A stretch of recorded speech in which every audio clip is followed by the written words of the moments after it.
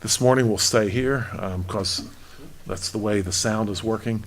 On this sort of most controversial Sunday morning,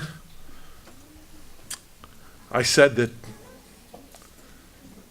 we have two scary holidays that are kind of back to back, but we also have the answer, I believe. It's also sort of back to back, and that's Reformation Day.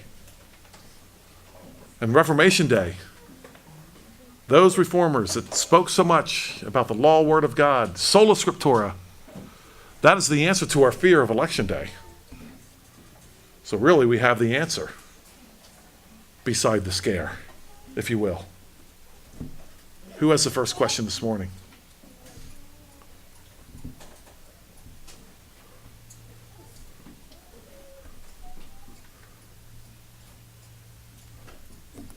Ryan. How do you go about finding out if a person fears the Lord? That's on there. That's a practical question. And obviously the first one that comes to our mind, how do you figure out if a person fears God? How do you do that? After all, God told Moses to do that. So we start out by addressing the question by saying that there must be some way to do that, because there must be a way, because God told Moses to choose those who fear God from among your brethren. So there must be a way to do it. So we know it can be done. Question is how to get that done, right?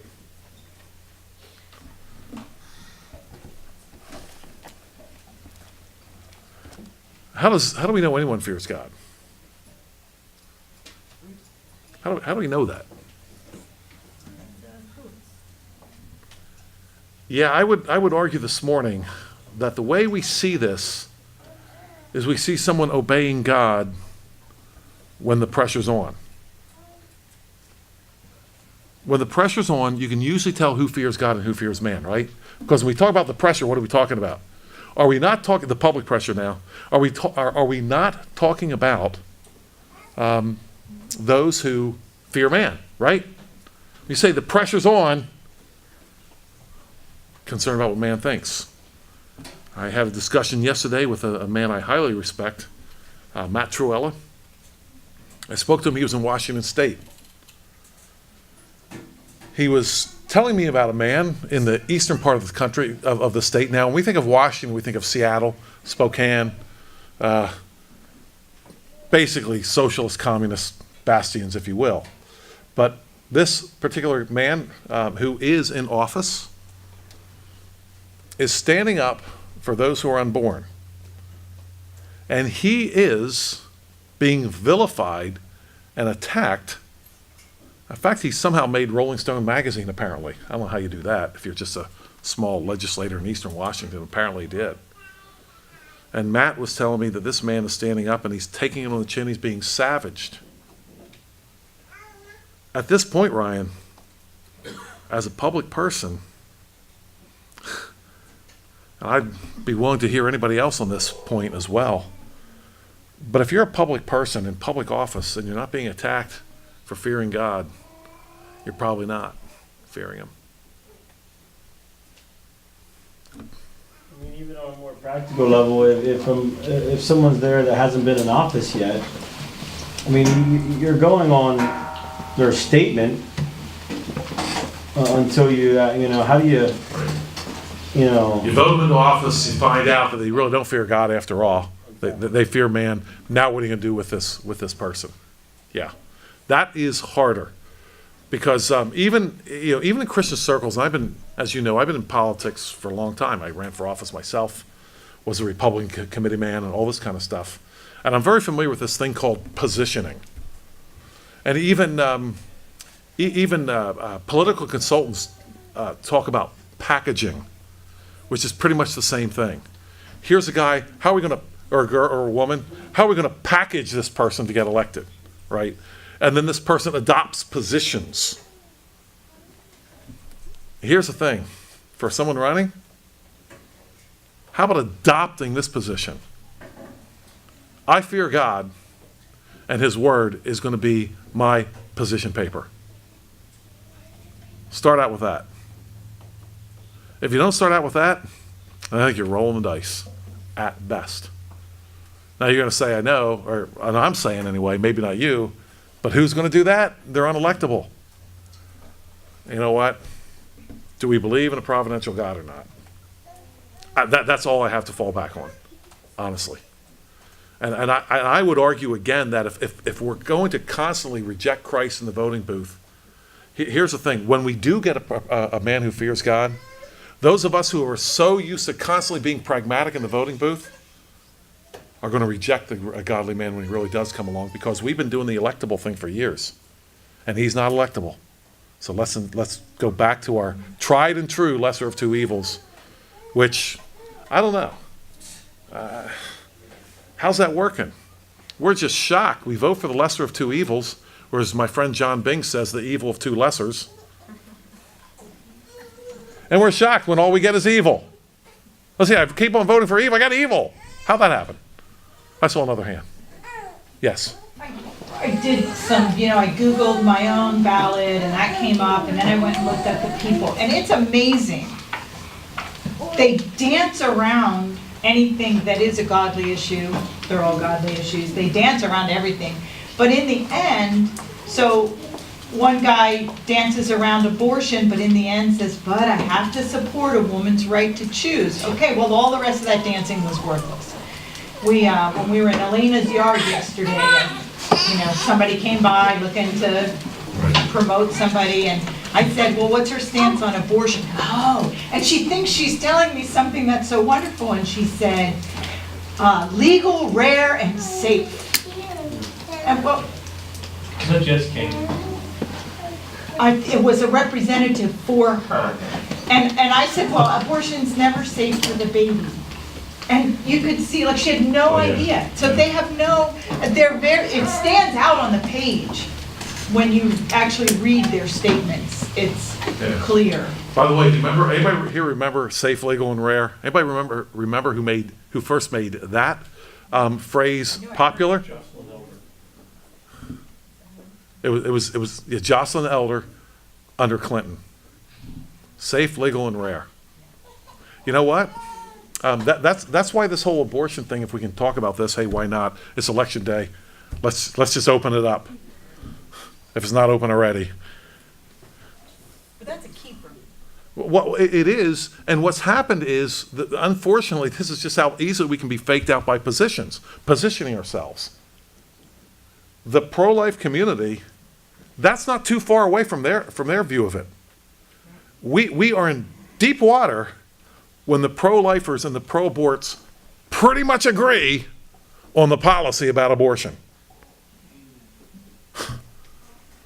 Wow. Talk about having no fear of God before our eyes and not being able to figure anything out. Wow. Wow. Yes, Dave. Would you say then that, would you have any problem with any amounts of incrementalism? So somebody is running on a package that is mostly good. There might be a few issues where you're like, man, I just would not go that way if I were this gentleman. Or I don't like this one policy that he holds. Do you have a problem voting for the lesser of two evils in that stance? I could never vote for, yeah. 80% of them is godly. 80% is godly, is not evil. But what I'm saying is 80% of his package looks good. Yeah. There's a few things in there that are like, Here's my problem. We just don't know if he's positioning. If he comes out and says publicly, I fear God, his word is law, he can't go back on that. Now it's not a position. And so he gets elected, and how often do we get faked out later on by their position? It wasn't what they said. you and I were both at Conrad's father's. Actually, I was not. Oh, you weren't there? I was not there. I forget what I was Seth and doing. I were. Okay. Yeah, I was not there. But I mean. But I want to address incrementalism, but go ahead. Go ahead. Okay, let me address that. Okay, we've been hearing, Myself, I've been involved in pro-life demonstrations. I've been involved in screaming matches this far away from each other over this, which I'm not all that ashamed of, because how can you talk about abortion in calm tones? You know, like, I believe that I believe that the woman should be allowed to kill the baby, and oh no, that's not my position. I think only in the cases where, you know, I don't think you can talk about this in real calm tones. I suppose you can. I guess you can. Here's the problem. And I'll give it an example. I remember when I won't say his name, but the representative of the 130th Legislative District, who was, I believed, a godly man. If I would have lived in this district, I would have voted for him again and again. I remember him touting a bill to limit abortion. Okay? Limit, right? Incrementalism, right? And I said, it was a parental notification bill. You might remember this one. This was way back.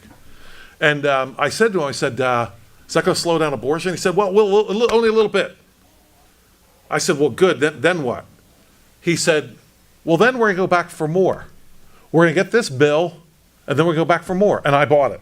I bought that. And did he ever go back for more? He did not. But I bought it. I have never seen incrementalism work when it comes to this issue. I have not seen it. We have. Talking abortion? I'm talking abortion. Okay, you're just talking abortion. Yeah. I'm not talking about abortion. Okay. I'm saying in general. But let me finish my thought. Okay. Incrementalism without a standard can go back the other way. And so we have to establish the standard. If we don't do that, I mean, look at a lot of people are really excited about the guy that just got elected in Brazil. Anybody been following that situation? I mean, the dude doesn't look half bad. I like him a lot. Bolsonaro, seems to be a really good guy. But without a standard, and this happened in Chile, you remember. Same thing. Chile made great strides towards freedom, as I understand it. But then again, no standard. Then again, they voted in another socialist. We're back to that.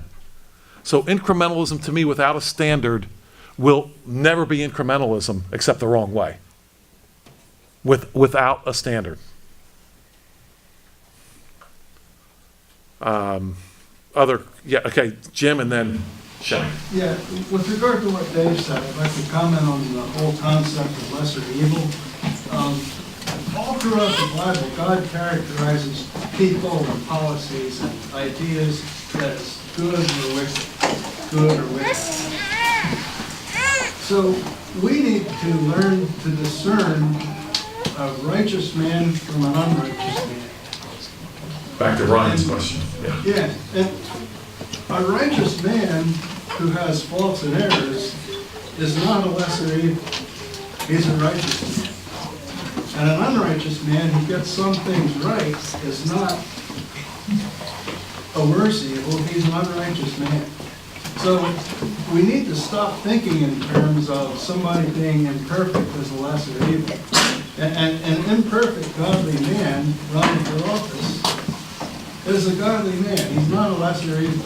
So don't get sucked into this, well, you're voting for the lesser evil too because your guy's not perfect. No, that's not the case. An imperfect righteous man is not a lesser evil. So that's an important distinction. Yeah, it's one thing to fail at doing good versus succeeding admirably at doing bad. Big difference. Yes, Shaq. I was going to say, would you agree that it's safe to say that our system now is really the problem? Like, we're out here voting for presidents, but that's not the biblical way for government. You know, and that's why we're having a hard time. This guy's saying this, you know, aren't we supposed to be voting for people rulers over hundreds, rulers over thousands, people within the community that we actually do know, that we see their family lives, that we see we actually do know who they are and what they stand for. And I think we're actually falling into this trap because we're allowing the system, we're just assuming that this is a good system. Let's just vote a good president in. Well, maybe a good president isn't the solution because this system is flawed anyway, you know, and maybe that's why we're having a hard time even voting for somebody that'll do anything because the whole system is just messed up. Our past failures are coming back to haunt us horribly, if you will. We have given ourselves over to this by not taking responsibility for ourselves. And when you see, the way I see what Moses set up, first of all, this idea of representative government is clearly a biblical thing, very, very clearly. People represent other people because you have to go to work, you have to mow the grass, wash the dishes. You don't have time to sit out on a green hill someplace and decide every little thing. And that's what federalism is all about, people representing others. The way I see what Moses set up was intensely local. You did choose. And there are some people that are like, oh, well, you should never vote. Well, they did vote. They voted locally. And the real issues were decided very, very closely. The king really didn't have a whole lot to do unless it was appealed up to him, and sometimes he went to the priests for help. That happened. But the king had to do more with foreign policy, which is, as I understand our constitutional system, and some constitutional scholars in here can correct me if I'm wrong, but the way I understood it to be was it was supposed to be very local. The president, he was think of the word, presiding, a presiding one.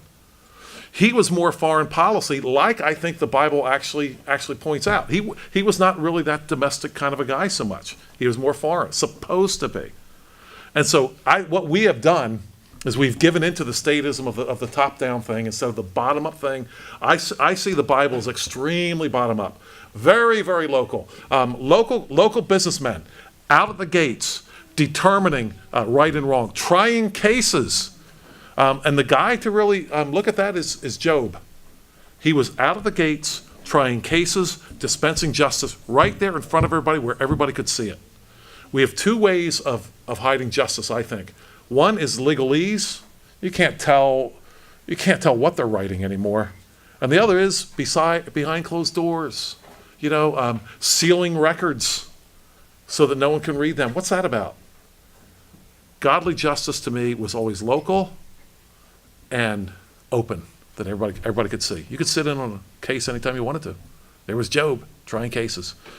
Same way with Proverbs 31 woman, her husband, same thing. We have allowed it to get to this point and encouraged it. Yes, John?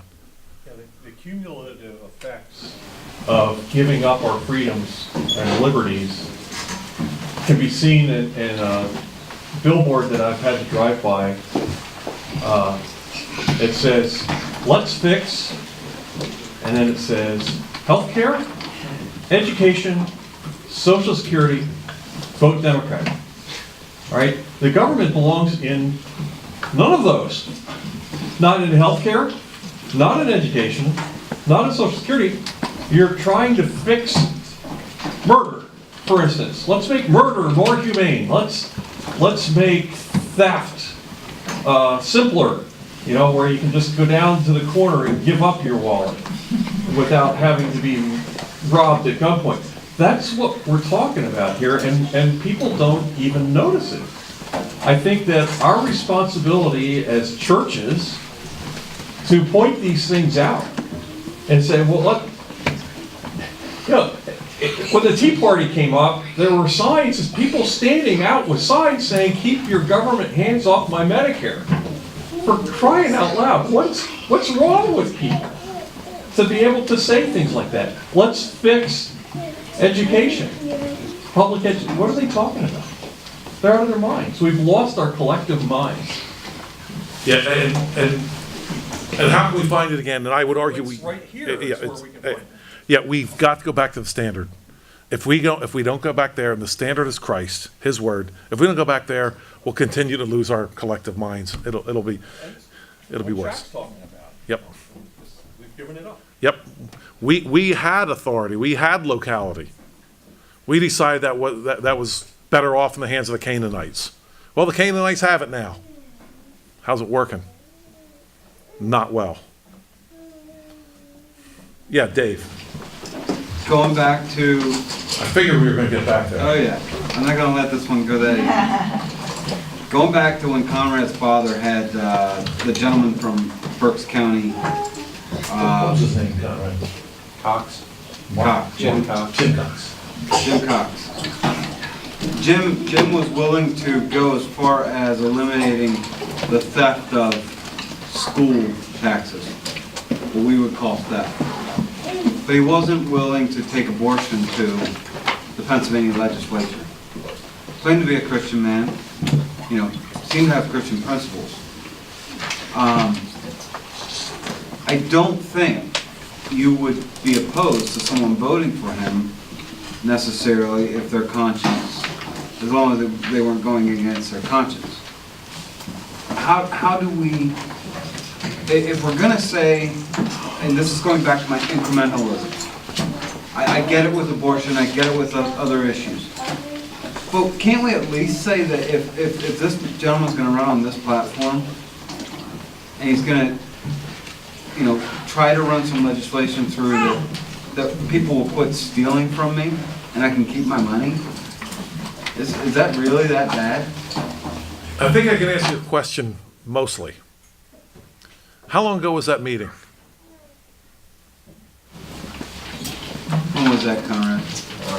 It was right after Constance was born, How old's Constance? 21 months. Okay, Yeah, but 2 20 years, months 2 years ago. about 2 years ago. All right. So what legislation has he authored and tried to push in accordance with what he said that night? I don't know. He's not my representative. Do you might know. Well, I think he's been working on still his tax reform stuff, because obviously that hasn't panned out. But I know he's also been in support of the, whatever, the 20 weeks bill or whatever, that, I mean, I think that's about the extent of his involvement in pro-life stuff. Right. You know, it sounds good. I'll give you a quick example. We had one legislator who's pretty famous in Christian circles from Berks County, assemblyman. He was in office for about 10 years. And he was supporting a bill to eliminate property taxes, to support schools. School tax, just eliminate it. Sounds pretty good. At the same time, he was arguing that public education needs to be funded properly, right? So he had to say that in order to make his case to eliminate property taxes, right? Otherwise, no one would believe him, right? He was saying the same thing. Right. He was gonna just raise sales taxes. Right. But that at least that's everyone who buys. Right. At least I wouldn't have to pay my property taxes. Right. But guess what's going to be perpetrated? Guess what guess what idol is still standing strong and tall? It is, and it will. That would be public education. It will be. I'm just saying, all of that will be. There's nothing that's gonna go away. Like, what do you say? Everyone in here starts voting for, because there's no one on my ballot. No one. So I'm going in and writing in, I get that. You betcha. I get that. When we write in, we make a statement that there's a providential God who really does run things. So I should vote for him. No. You vote for those who fear God. But see, people, why won't people go in and write? Why not? Why will they not do it? I have the last 6 Right. But They're not gonna win. because that's right. That's right. Because this person doesn't have a chance to win. And that's a problem. That's a problem for me, at least. Okay, just a minute. Conrad has a hand up and then. So, These are for good, these are good questions. taking Jim Cox as an example. Yes. Here's a man who will get up publicly and say that he is a Christian and is in favor of godly politics. And maybe I would disagree with him on how exactly that should be done, but are you seriously saying that I should Not vote for not him. vote for a man who is explicitly Christian when we got so many that aren't. I mean, Right. that sounds like an ultra purist Right. standard to me. That's not. Yeah, this is an impractical standard. I mean, he said that he would vote for a bill to abolish abortion. You know, but apparently he's decided not to be spearheading that, whether or not I support that. But you know, he's got the right ideology and the right standard, even if he will support incremental legislation. Do you think he would be willing, well, I can ask you this later, just wonder if he'd be willing to maybe come in here at some point after the election, because he'll get reelected, and discuss that, and maybe he and I could sit down and publicly discuss it. Yeah, be it for a Sunday school class. Maybe. I think we'd have everybody attending that Sunday school class. Why not if he listens to this first? Well, here's the thing, and I want to address this because I think there's this, because my standard does sound impossible, it does sound impractical, and quite frankly, it's hard to implement exactly. Who exactly does fear God? It's hard. Because Jim just said that. He said we have to distinguish between a godly man Right. who maybe doesn't have everything right Right. versus an ungodly man. And so that's why I'm kicking against the goads with what Yeah. you're saying. Like I said, here's how I'm going to respond to this, and I want you all to think about it. What I often see from Christian politicians is when they talk about godly principles, I could feel better about that, but you and I know this, we all know this, that when we can stand up and we talk about godly principles, we can have a lot of people agreeing with us. The Methodists, the Episcopalians, right? They can. Yeah, right? Let's vote for godly principles, save the environment. Let's vote for godly principles, population control. Without a standard. And so here's where I go on this. And thank you all for participating so much. I'll get you in a minute, Jim. If God tells Moses, this is the thing here, and it's a tough position, I know, that I have. But if God tells Moses to choose from among you those who have godly principles, I could go with this. But that's not actually what he said. I wish every politician that says, I am for godly principles, would stand up and say, I fear God. But you know what? You're not going to get that out of most all of them. You're just not. Yes, Jim. And I understand my position is very difficult. I get it. That's why I'm only a pastor. Yes. There's an old saying, tough cases make bad rules. And I think this discussion with Jim Cox is a tough case. And it's a valuable discussion that we should have. But in reality, most of the calls are really easy. And if we get the easy ones right, we don't have to worry too much about Jim Cox. And Christians as a whole go out and get the easy ones wrong constantly. That's the problem. Most of these guys on the ballot, you can look at them and if they have any idea what's going on, you can see that they're not somebody or just because they raise their hand in someone's good life or something. Yeah. So if we get the easy ones right, the hard ones aren't going to That's well said. And Jim Cox's of the world are actually a gift. Someone you actually have to think about and you can consider. What a gift. How often does that come along? Almost never. Yes. You gotta help me out. I can be your token pre-mail trying to plan ahead a long ways. I was raised with kind of the same thing what you're saying. I really agree with you, maybe more so than some here. I don't like the pragmatic political picture, and so because of this being raised with this, I'm always wondering, maybe you can help me out. Shouldn't we be fielding our own candidates? Shouldn't we be planning ahead for 20 years? I mean, besides my own kids, I mean, I'm already planning, but how do you, is that a fix? it's obviously the more people you have fearing God in public positions, it's towards a fix. And I've thought about this a lot. And I've thought about this church here. People trying to educate, choosing education for their own children in Christian schools and in homeschools, and having more babies. And the pressure of this is where I think we are.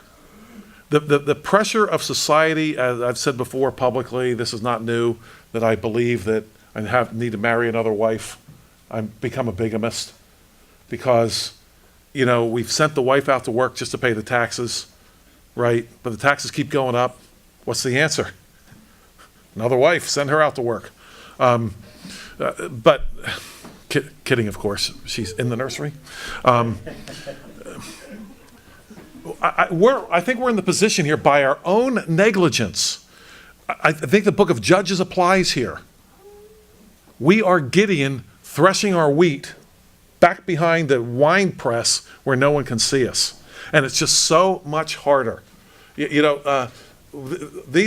families in this church should really be able to hire a nanny and they should be able to hire people without going through all kinds of nonsense to help them with their families, but they can't do it because you have to pay Social Security, you have to do this, do that, all kinds of crazy things.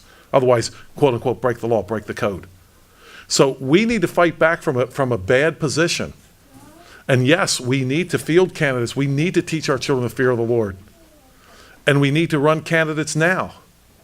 But it just seems like the people that see the problem are the busiest trying to raise up the next generation. That's what it looks like to me right now. My thing is this. We need to be God-fearers so that when God does send us a Gideon, and this is ultimately what I'm aiming at here. If we fear God in that voting booth, then when God does send us somebody, we'll be able to receive him. But if we've been pragmatic the whole time, we'll be pragmatic again. We saw that happen with Judge Roy Moore, if I may say it. What a mess that was. A godly man. Nah. We have somebody lying about him 40 years ago. Yeah. A mess. Yes. Do you believe democracy is the right, it came up earlier. Is democracy the right platform? It's, no. Okay. No. And would you also agree that we are no longer a democracy, but we are an empire? Absolutely. Okay. So In a broad sense. how did previous empire dissolve or pardon? Yeah, Overreach. Yeah, and they overreach and they collapse from within. Okay. And that's what Because they're more, I'll say, okay, I want to let you finish your question. Okay. What was the failure of Christ, if you will? The failure of Christ, in this sense, he failed to set up his kingdom, right? Well, that's because his adherents wanted a political kingdom, and he was setting up a moral and ethical kingdom. He was setting up a war against our own passions and desires, and they were the ones embracing their passions and desires, if you will. And empires do that. They become concerned about power and are longer concerned about the morality of the nation. Done. Okay. Rot from within. So if democracy is not correct, we're an empire, then what does it help if we go to the voting? What God-given rights or why do we even care then? Okay, here's why I do it. I'll explain why I do it. My vote, my own vote, is a protest vote that whatever you're setting out here, no one here fears God in many of my options. Not every time, but most of the time. No one here fears God, but I took the time to come here and tell you that nothing you're presenting is worthwhile. So I do make a statement, and that's why I go. That's why I do it. Do you think that time could be better served doing other things? It only takes me 20 minutes. So, Be outside the front door protesting for 20 minutes instead. well, maybe. I'm just saying. I'm legitimately asking. It's possible. Because we all sit here and we look at it and we say, this thing's destined for failure. And yet we stand in here, we sit in here and we talk about voting. When in reality, we all don't expect any outcome that's going to be beneficial to Christ's kingdom, right? Am I correct so far? Well, I make a distinction between what we expect and what our responsibility is. I'm making a distinction. Okay. I know I don't expect it, but I still believe here is my responsibility. I believe I do what I'm responsible to do. Well, can I? Go ahead. And then, Connie, you have a question. I'm being more devil. No, I'm just saying. Yeah, that's okay. You already said democracy is the right way locally. Yeah, I believe that the Bible Agree? teaches that. You agree? Locally, yeah. Locally, okay, so democracy is good to a point. Like, there is a time where we should go vote. It's good to the extent that you know what you're voting for. Right. Most of the time, we don't know what we're voting for. That's why we have positions. 9 out of 10 people that go voting for it tomorrow, including people in this church, probably have no clue on all the positions of the candidate. Right, yeah. Well, I would say no clue. If we haven't heard you being despised by those who hate Christ, I pretty much have a clue what you've done. Pretty much do. Just like Matt Shea, who's taking a beating now. Do we have another question and then another question? Yeah, I mean, I guess. We'll take these two because it's getting Yeah, late, but it's good we don't have some schools. Yeah. Thinking of Jim's comments and things, so in my mind, listening to this conversation, the question is now, if you find a Christian that has a different theology, because even I think of people from my old church who I believe fear God, but are just not on the same page where they should be, you know, in a social theology. At what point do I go along with, I mean, I believe they're Christian men. I don't doubt that myself. But they're not in a position that I would be at, theologically speaking, and how God's word pertains to civil government in many different areas.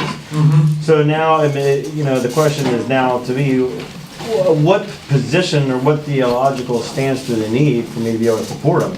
If I believe they actually do, you know, are real Christians. No, so they're going to be Christians when they get there.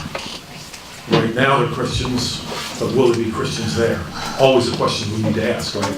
Because we've seen this before, where a person is a Christian before they're elected, but are they a Christian after they're elected? Do they vote Christianly? Do they do Christian things? I would have to say this, at a minimum, at least you have something to work with. I would just like to see this. I mean, you folks tell me what you think about that. I'll get to your question. What would be wrong with a candidate saying, I fear God? What would be wrong with that? Why, with all the Christians we have running for office, why does that never come up? Just something to think about. Go ahead. I'm afraid that you are too much concerned about whom to vote or what governor should be. I think as Christians, we should trust that God, He's the only one who will let any governor sit in his chair. If he doesn't want him, he will not sit in this chair. And if you trust God, you should not be worried about who will be voted and who will be the winner in the elections. If you review the Bible, you see that Joseph was in prison. But when God wanted him to be in very high position, he became the second in Egypt. So God's hands move things for the benefit of His children. Like, what I also wanted to say. When God people were slaves, they cried to God. They were very far from God when they lived in prosperity and where everything was okay. They forget about God.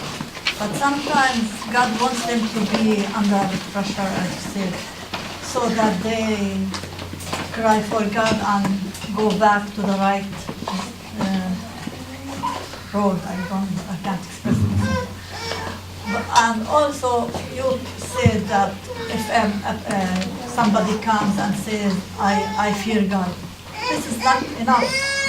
He can talk something and his heart can be different. So I don't worry about this. I have no worry about who will be elected or what, because I'm sure God will put on the chair the one that he wants. Like when people wanted Shaul, and God let them choose him to show them, to teach them a lesson that this is not the right one. But in the end, he put David because he is the one who pleased his heart. So everything in the end will be, in the end, God's wish is the one that will be done. So you don't have to be so much worried about this.